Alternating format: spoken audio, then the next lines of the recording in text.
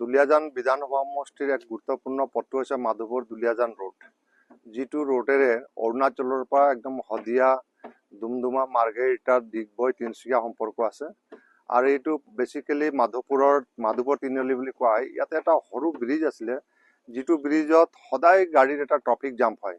কেতিয়াবা এম্বুলেন্সৰ অসুবিধা হয়, কেতিয়াবা ষ্টুডেণ্টসকলৰ অসুবিধা হয়, কেতিয়াবা ফ্লাইট ধৰিব যোৱা মানুহসকলৰ অসুবিধা হয়। আৰু সেইকাৰণে মই বিধায়ক হোৱাৰ পিছতেই এনেকুৱা বহুত ফেচ কৰিছিলোঁ সমস্যাবিলাক।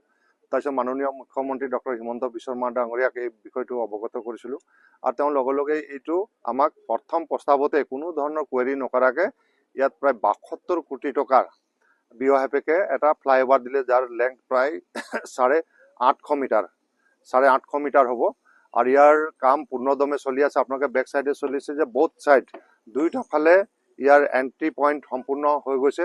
আমাৰ যিটো ৰেলৱে লাইন আছে, ৰেলৱে লাইনৰ ওপৰত যিটো পৰ্চন আছে, সেই পৰ্চনটোৰ কাম দ্ৰুত গতিত চলি আছে। আৰু মোৰ আশা যে মই ইচ্ছা কৰিছোঁ, বিভাগৰ লগত কথা পাতিছোঁ, টেকনিকেল পাৰ্চনৰ লগত কথা পাতিছোঁ, যে মই নিৰ্বাচনৰ আগে আগে যাতে এইটো ৰাইজৰ বাবে মুকলি কৰিব পাৰোঁ নেকি, তেনেকুৱা এটা ব্যৱস্থা কৰিবলৈ মই বিভাগক অনুৰোধ জনাইছোঁ। আৰু আজি মই ইয়াত কামত জড়িত থকা কোম্পানীৰ টেকনিকেল পাৰ্চন, ডিপাৰ্টমেণ্টৰ টেকনিকেল পাৰ্চন সকলোৰ লগত অলপ আগতে মই পৰামৰ্শ বা আলোচনা কৰিছোঁ। আৰু তেওঁলোকে কৈছে যে ৰাইজৰ বাবে মুকলি কৰিব পৰা যাব, কিন্তু আৰু অলপ সময় লাগিব, যিহেতু অইল ইণ্ডিয়াৰ খুব হেভি ৱেট ভেহিকুলবিলাক ইয়াত আহিব।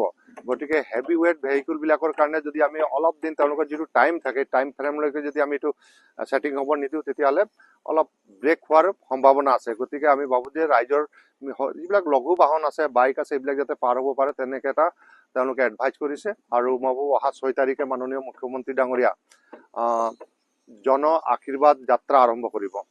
আপোনালোকে গম পাইছে যে জন আশীৰ্বাদ যাত্ৰাটো মৰাণৰ পৰা আৰম্ভ হ'ব, এই খোৱাং সমষ্টিৰ পৰা আৰম্ভ হ'ব। আমাৰ মামৰা অলপ সোমাই আহিব, মামৰাৰ পৰা টিংখাং, নাহৰকটীয়া হৈ দুলিয়াজান পাই শেষ কৰিব।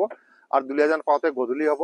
যোৱাকালি আমাৰ বিমল বৰাৰ নেতৃত্বত গঠন হোৱা এই মূল আহ্বায়ক সমিতিৰ আমি বৈঠক কৰিছিলোঁ টিংখাঙত। তাৰপিছতে মুখ্যমন্ত্ৰী ডাঙৰীয়াৰ লগত আমাৰ ভিচি হৈছিল, আৰু মুখ্যমন্ত্ৰী ডাঙৰীয়াও আমাক জনাইছে যে অন দা ৱে যিখিনি কাম আছে সেইখিনি কৰি যাম। আৰু এইটো যিহেতু আমাৰ প্ৰথমবাৰৰ এইটো ফ্লাইঅভাৰ হ'ব, আৰু সেইকাৰণে অসমৰ অস্তিত্ব ৰক্ষা আন্দোলন কৰিবলৈ যাওঁতে অস্তিত্ব ৰক্ষাৰ বাবে নিজৰ প্ৰাণ আহুতি দিয়া, কেঁচা তেজেৰে অসমৰ ইতিহাসত লিখি যোৱা অসমীয়া জাতীয় অস্তিত্বৰ কথা কোৱা কুমুদ গগৈ, জাতীয় শ্বহীদ কুমুদ গগৈৰ স্মৃতিতে এই ব্ৰিজটো মই নামকৰণ কৰিবলৈ বহুকেইজন বিশিষ্ট ব্যক্তিৰ লগত আলোচনা কৰিছোঁ। আমাৰ ৰাজ্যসভা সাংসদ ৰামেশ্বৰ তিৰ লগত আলোচনা কৰিছোঁ, আৰু বহু শিক্ষাগুৰুসকলত আলোচনা কৰাৰ পিছত তেওঁলোকেও কৈছে যে এইটো ভাল হ'ব। গতিকে ইয়াত যিহেতু মাধৱপুৰ বুলি কেনেকৈ নাম হ'ল, তাৰো এজন ব্যক্তিৰ নামৰ পৰা আহিছে, এইটো কৈ আছে। কিন্তু আমি দুয়োটা নামে পঠিয়াই দিছোঁ।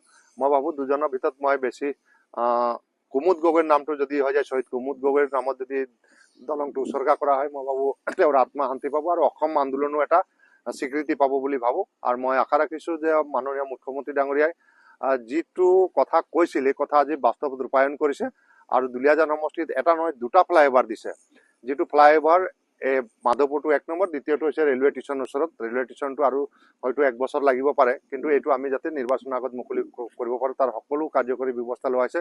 খালি টেকনিকেল পাৰ্চনবিলাকৰ যিটো টেকনিকেল কথাখিনি আমি শুনাৰ পিছতে ইয়াৰ ফাইনেলটো আমি ক'ব পাৰিম।